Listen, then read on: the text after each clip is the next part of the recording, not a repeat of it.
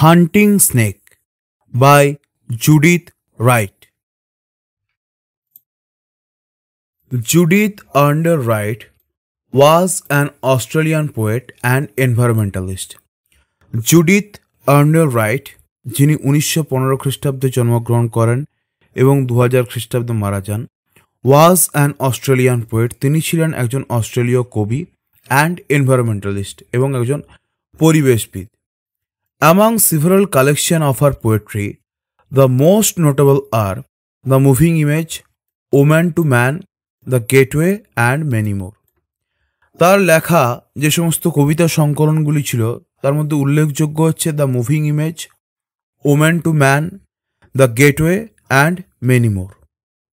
The following poem describes the poet's experience of watching a black snake as it makes its way across an area of grassland. আমাদের আজকের যে কবিতা, আলোচ্য কবিতা, এই কবিতাটি বর্ণনা করে কবির একটি কালো সাপ দেখার অভিজ্ঞতা, যে সাপ একটি ঘাস জমির মধ্য দিয়ে পথ করে যাচ্ছে।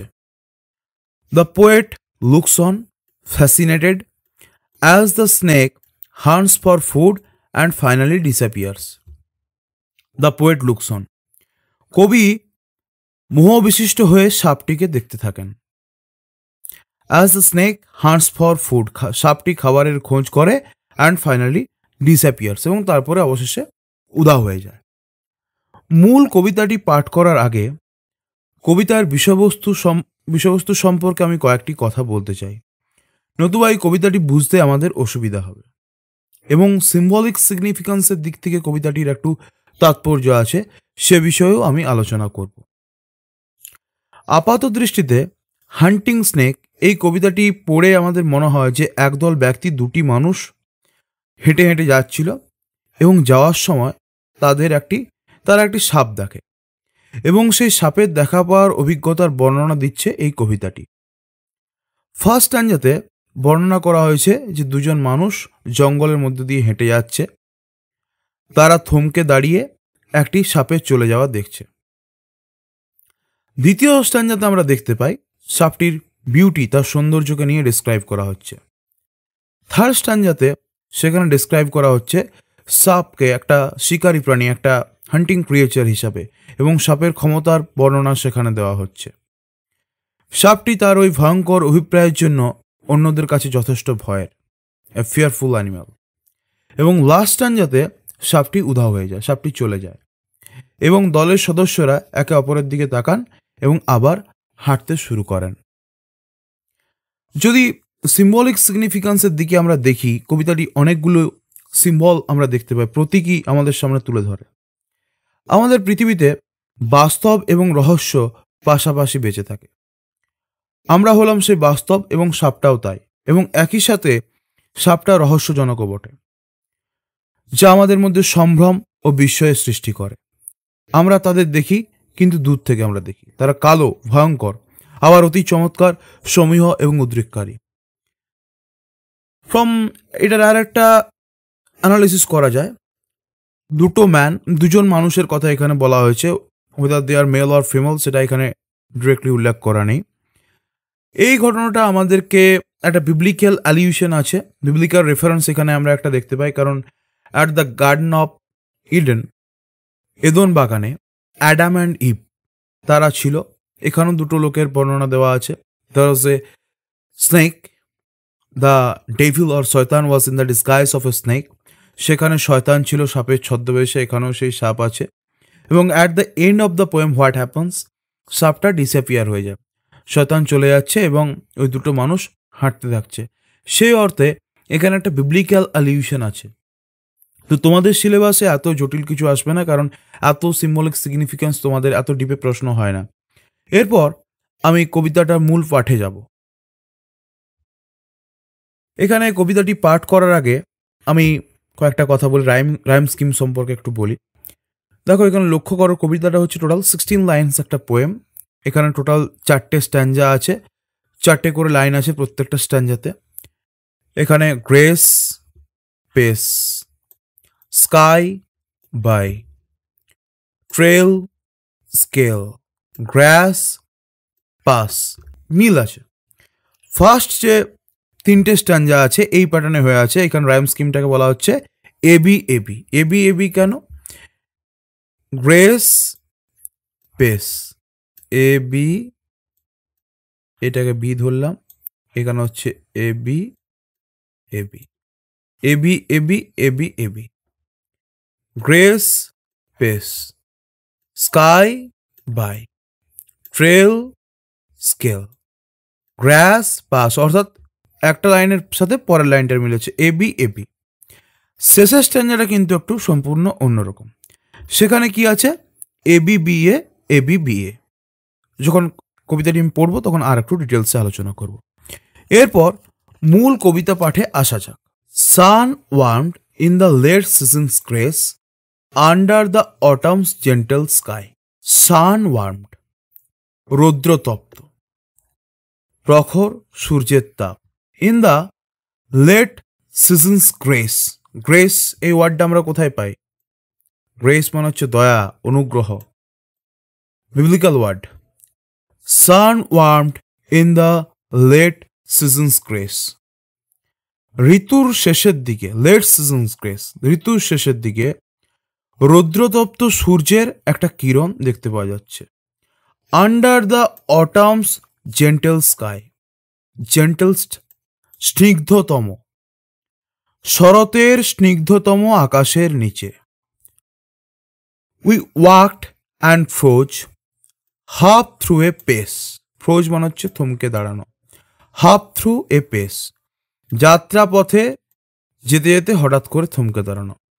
The great black snake went reeling by, reeling মানে হচ্ছে এঁকে বেঁকে যাওয়া। We walked and froze half through a pace, চলতে চলতে হঠাৎ মাঝপথে থমকে দাঁড়ালাম। কেন? The great black snake went reeling by, একটা বিরাট কালো সাপ এঁকে বেঁকে চলে গেল। পুরো স্ট্যান্ডার্ডের মানে তাহলে কি দাঁড়ালো? এখানে বলা হচ্ছে sun warmed in the late seasons grace under the autumn's gentle sky. শরতের একটা আকাশ, স্নিগ্ধতম আকাশের নিচে সূর্য উজ্জ্বলভাবে কিরণ দিচ্ছে। ঋতুর শেষ অর্থাৎ শরৎকাল, সূর্য আকাশে কিরণ দিচ্ছে, আকাশ ক্লিয়ার, একদম ক্লিয়ার। উই ওয়াকড, আমরা যাচ্ছি, আমরা চলতে চলতে আমরা যাচ্ছিলাম। হাফ থ্রু এ পেস, চলতে চলতে আমরা থমকে দাঁড়ালাম। কেন থমকে দাঁড়ালাম? The great black snake went reeling by, একটা ভয়ঙ্কর কালো সাপ, বিরাট একটা কালো সাপ এঁকে বেঁকে চলে গেল। Head down, tongue flickering on the trail. Flickering মানে হচ্ছে লকলকে জিভ বের করা। সাপ কি করে? জিভটাকে বের করে ঢোকায়, বের করে ঢোকায়, লকলক লকলক করে, that is called flickering. Trail, trail মানে হচ্ছে পথ, রাস্তা। সাপটা কিরকম ভাবে যাচ্ছে তার বর্ণনা দিচ্ছে এই দুটো লাইনে। হি কোয়েস্টেড থ্রু দ্য পার্টিং গ্রাস। কোয়েস্টেড মানে হচ্ছে খোঁজ করা, কোনো কিছুর খোঁজ করা। পার্টিং গ্রাস, যাতায়াতের ফলে ঘাসের মধ্য দিয়ে তৈরি হওয়া পথ। অনেক সময় ঘাসের উপর দিয়ে চলতে চলতে চলতে চলতে কি হয়? একটা রাস্তা তৈরি হয়ে যায়, পথ তৈরি হয়ে যায়। ফার্স্ট দুটো লাইন অ্যানালিসিস করি। Head down, tongue flickering on the trail, মাথাটি নিচু করে, টাং ফ্লিকারিং, লকলকে জিভ বেরিয়ে আসছে তার। ট্রেল মানে হচ্ছে পথ, তার চলার পথে চলতে চলতে তার জিভটা লকলক লকলক করে বেরিয়ে আসছে। হি কোয়েস্টেড থ্রু দ্য পার্টিং গ্রাস, সে যেন কিছুটা খুঁজছে। যাতায়াতের ফলে ওই ঘাসের মধ্যে দিয়ে তৈরি হওয়া পথে সে কিছু একটা খুঁজে চলেছে। The snake is looking for something, probably the snake is hungry, he is looking for some food. হয়তো সাপটির খিদে পেয়েছে, সে কোনো খাবারের খোঁজ করছে। Sun glazed his curves of diamond scale and we lost breath to see him pass. Glazed, glaze মানে হচ্ছে চকচক করা, কাঁচের মতো চকচক করা। কার্ভ মানে হচ্ছে বাঁক। ডায়মন্ড স্কেল, হীরের মতন উজ্জ্বল আঁশ। Sun glazed his curves of diamond scale, কি ব্রিলিয়ান্ট ডেসক্রিপশন। সাপের যে আঁশটা থাকে কোষগুলো যেগুলো থাকে সেটাকে কবি তুলনা করেছেন ডায়মন্ড স্কেলের সাথে, হীরের সাথে। হীরে অ্যাকচুয়ালি হোয়াট হ্যাপেন্স, ডায়মন্ডের মধ্যে একটা হীরের মধ্যে যখন সূর্যের আলো যখন পড়ে হোয়াট হ্যাপেন্স, সেখানে একটা রিফ্লেকশন হয়। প্রতিফলনের জন্য, আলোর প্রতিফলনের জন্য হীরেটাকে খুব চকচকে দেখায়। সিমিলারলি সাপের যে আঁশটা যেটা থাকে, স্কেল অর্থাৎ আঁশটা, সেটা ওইরকম খাঁজকাটা থাকে। সেটার উপরে যখন সূর্যের যখন আলো পড়ে হোয়াট হ্যাপেন্স, সেটাও গ্লেজিং, সেটাও চকচক করছে, রোদে ঝলমল করছে। হীরের মতন সাপের আঁশগুলো খাঁজে যখন রোদ পড়ছে সেগুলো ঝলমল করে উঠছে। And we lost breath to see him pass. সাপটা যখন একে বেঁকে আমাদের সামনে দিয়ে যখন পেরিয়ে গেল, এই দৃশ্যটা দেখে, এই ভয়ঙ্কর সুন্দর দৃশ্যটা দেখে we lost breath to see him pass, আমরা রুদ্ধশ্বাস হয়ে গেলাম। লস্ট ব্রেথ, দম বন্ধ হয়ে গেল, ভয়ে রুদ্ধশ্বাস হওয়া। আমরা যেন সাপটাকে দেখে এতটাই ভয় পেয়ে গেলাম, দম বন্ধ হয়ে গেল, তাকে দেখে আমরা রুদ্ধশ্বাস হয়ে গেলাম। What track he followed, what small food fled living from his fierce intent. We scarcely thought, still as we stood, our eyes went with him as he went. What track he followed, track মানে হচ্ছে রাস্তা। What track he followed, কোন পথে সে চলেছে। সাপটা কিছু একটা খুঁজছে, আমরা আগের স্ট্যান্জাতে পড়েছি। What small food fled living from his fierce intent, followed মানে হচ্ছে অনুসরণ করা। fled living, জীবন্ত অবস্থায় পালিয়ে গেল। ফিয়ার্স ইন্টেন্ট, ভয়ঙ্কর। ফিয়ার্স মানে হচ্ছে ভয়ঙ্কর, ইন্টেন্ট মানে হচ্ছে ইচ্ছা বা উদ্দেশ্য। What track he followed, what small food fled living from his fierce intents, কোন পথে সে চলেছে, কোন ছোট্ট শিকার তার ভয়ঙ্কর ইচ্ছার ছোবল থেকে বেঁচে পালালো। সাপটা খাবারের খোঁজ করছে। হি নিডস সাম ফুড, কোনো একটা ছোট্ট প্রাণী, স্মল ফুড, হয়তো কোনো পোকামাকড়ের সে খোঁজ করছে। Fled living from his fierce intent, তার ওই ছোবল থেকে, তার ওই সাপের যে কামড়ানো, সেই সাপের যে ইচ্ছা, ফিয়ার্স ইন্টেন্ট, তার ভয়ঙ্কর ইচ্ছার ছোবল থেকে কোনো একটা ছোট্ট প্রাণী জীবন্ত অবস্থায় পালিয়ে বেঁচে গেল। উই স্কেয়ারলি থট, স্কেয়ারলি মানে হচ্ছে প্রায় না, আমরা কদাচিৎ তা ভেবেছিলাম। Still as we stood, our eyes went with him as he went, আমরা নিশ্চল হয়ে সেখানে দাঁড়িয়েছিলাম। স্টিল অ্যাজ উই স্টুড, আমরা নিশ্চল হয়ে যখন দাঁড়িয়েছিলাম। Our eyes went with him as he went, সে যেদিকে চলে গেল আমাদের চোখও সেদিকে যায়। অর্থাৎ সাপটা চলে গেল, কিন্তু আমাদের দৃষ্টি, আমাদের নজরটা সাপটার উপরেই থেকে গেল। সাপটা কোনো একটা শিকার করতে এসেছিল, কিছু ধরতে এসেছিল, কিন্তু তার সেই ভয়ঙ্কর ছোবল থেকে কোনো একটা ছোট্ট শিকার পালিয়ে বেঁচে গেল। এবং সাপটা চলে যাওয়ার পরও আমরা দাঁড়িয়ে সাপটাকে দেখতে থাকলাম, আমাদের দৃষ্টিটা সেই সাপটার উপরেই পড়ে থাকলো। Cold, dark and splendid he was gone into the grass that hid his prey. অ্যাডজেক্টিভগুলো লক্ষ্য করো। কোল্ড, ডার্ক, তার সাথে এখানে আছে স্প্লেন্ডিড, অপোজিট। ঠান্ডা, কালো, এখানে হচ্ছে স্প্লেন্ডিড, চমৎকার। চমৎকারের সাথে কি কালো বা ঠান্ডা যায় না। জাক্সটাপোজ করা হয়েছে, টু অপোজিট সেন্স পাশাপাশি বসেছে, একটা অন্যরকম মিনিং প্রকাশ পাচ্ছে। Cold, dark and splendid he was গন। সাপটা কিরকম? ঠান্ডা, কালো, চমৎকার। হি ওয়াজ গন, সে চলে গেল। Into the grass that hid his prey, সে কোথায় গেল? ইন্টু দ্য গ্রাস, ঘাসের মধ্যে চলে গেল। দ্যাট হিড হিজ প্রে, যে ঘাস লুকিয়ে রেখেছিল তার শিকার, যে ঘাসের মধ্যে তার শিকারটা লুকোনো আছে। হিড মানে হচ্ছে কোনো কিছুকে লুকিয়ে রাখা। প্রে মানে হচ্ছে শিকার। সাপ শিকার করতে বেরোয়, সে সাধারণত ছোট ছোট পোকামাকড় এই সমস্ত খেয়ে থাকে, ব্যাং ট্যাং খায়। আর ঘাসের মধ্যে এই সমস্ত ছোট ছোট জীবগুলো আশ্রয় নেয়। Into the grass that hid his prey, এই ঘাসের মধ্যে সেই শিকারগুলো লুকিয়েছিল। We took a deeper breath of day, looked at each other and went on. সাপটা চলে গেল। We took a deeper breath, deeper breath মানে হচ্ছে দীর্ঘশ্বাস নেওয়া।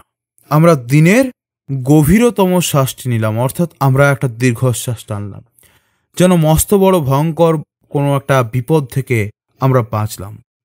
লুকড অ্যাট ইচ আদার, আমরা একে অপরের দিকে তাকালাম, অ্যান্ড ওয়েন্ট অন, এবং আমরা চলতে লাগলাম। সাপটা কোল্ড, ডার্ক, স্প্লেন্ডিড, কালো, শীতল, ভয়ঙ্কর একটা জিনিস।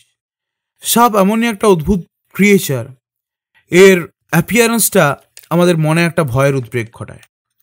এটা দেখলেই আমাদের ভয় লাগে। সাপ এমনই একটা প্রাণী। সাপটা যখন চলে গেল তখন আমরা যেন হাঁপ ছেড়ে বাঁচলাম, স্বস্তি ভরে একটা নিঃশ্বাস নিলাম, একে অপরের দিকে তাকালাম এবং আমরাও সেখান ছেড়ে চলে গেলাম। এই ছিল কবিতার মূল বিষয়বস্তু। আমি একটা কথা বলেছিলাম যে লাস্ট স্ট্যাঞ্জাতে রাইম স্কিমটা একটু অন্যরকম আছে, সেটা আরেকবার শেষে যখন বলা হবে সেটা একবার বুঝিয়ে দেব। এখানে লক্ষ্য করো, এখানে আছে কি, গন অন, প্রে ডে, অর্থাৎ ফার্স্ট লাইনের সাথে লাস্ট লাইনের মিল আছে, আর পরপর মাঝে দুটো লাইনের মিল আছে। তাহলে এটা হলো A B B A, A B B A, ABB. এখানে রাইম স্কিমটা হচ্ছে এবিবি। তোমাদের সিলেবাসে রাইম স্কিম বা মিটার এগুলো নিয়ে কোয়েশ্চেন আসে না, কিন্তু এগুলো তোমাদের রেফারেন্সের জন্য, এগুলো তোমাদের জেনে রাখা ভালো। এর পরে হয়তো তোমাদের এই বিষয়ে প্রশ্ন আসতে পারে, তখন তোমাদের এগুলো বুঝতে সুবিধা হবে। এই ভিডিওটা থেকে যদি তোমরা কিছু শিখতে পারো তাহলে ভিডিওটা তোমরা তোমাদের বন্ধুদের সাথে শেয়ার করো। যদি তোমাদের কোনো জায়গায় কিছু বুঝতে অসুবিধা আছে তোমরা সেটা কমেন্ট বক্সে লিখে জানাও। আমি সাধ্যমতো চেষ্টা করব তোমাদের প্রশ্নগুলির উত্তর দেওয়ার। আর একটা রিকোয়েস্ট করব, চ্যানেলটিকে অবশ্যই সাবস্ক্রাইব করো, কারণ এক একটা ভিডিও বানাতে অনেক সময় লাগে, অনেক পরিশ্রম করতে হয়, তাই রিকোয়েস্ট করব চ্যানেলটাকে সাবস্ক্রাইব করার জন্য। আর সর্বোপরি তোমাদেরকে ধন্যবাদ দিতে চাই ভিডিওটি মন দিয়ে দেখার জন্য।